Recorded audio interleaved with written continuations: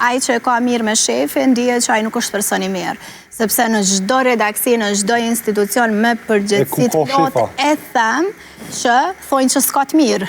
Me përgjegjësi të plotë e them që çdo shef e ka dikë që mundohet ta mbajë si lloj po guxoj me thonë fjallën që shpo e ndjej, po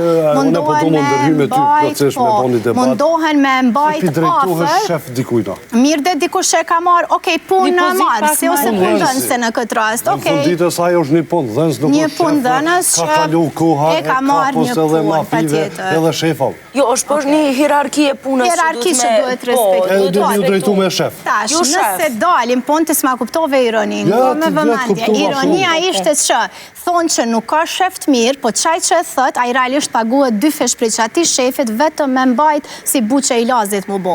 Në gjdo redaksi e ki këto, prandaj unë prej 18 vjetë nuk kom pranu as me u bo pjesë e redaksive ku e kanë apliku këtë gjë.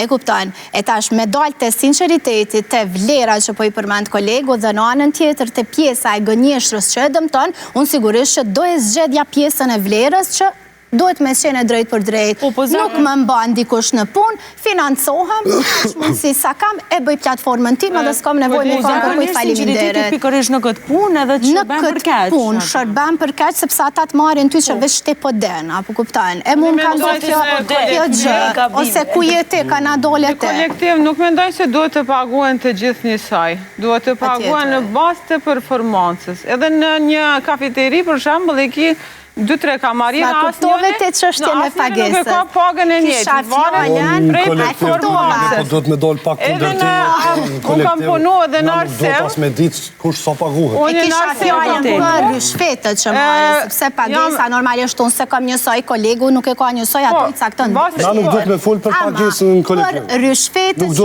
marrin x gazetarët të cilët tentojnë me mbajt mirë, e realisht aj pronari i mediumit, e mbanja një vjetë, 2 vjetë, që s'ka interes prej ti, doli prej tregut edhe aj ka me largu, edhe në fund adin që ka me thonë, më ka ndodhë me qenë një zyre me një x kolegë që shumica e njojnë prej nesh, besoj që vlera dojtë me njofë se i takon gjeneratës e saj.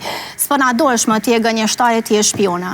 Do me thonë, e shfrytëzon, e shterë derin maksimum në momentin që ajo është bonan, ka lind, nuk është më në format seksi që është kanë, e qatë prej zyrës. Kjo nga ka ndodhë të gjithëve, që që hajde të bojmë të sinqerë, ti trajtojnë a disa qëra, që shdo shumë shpesh qajmë në të shpikë se në ndodhen.